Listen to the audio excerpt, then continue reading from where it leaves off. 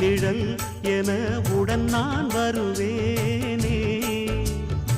ஏழ் பிறப்பும் உயிர் துணை உனை நான் பிரியேனே.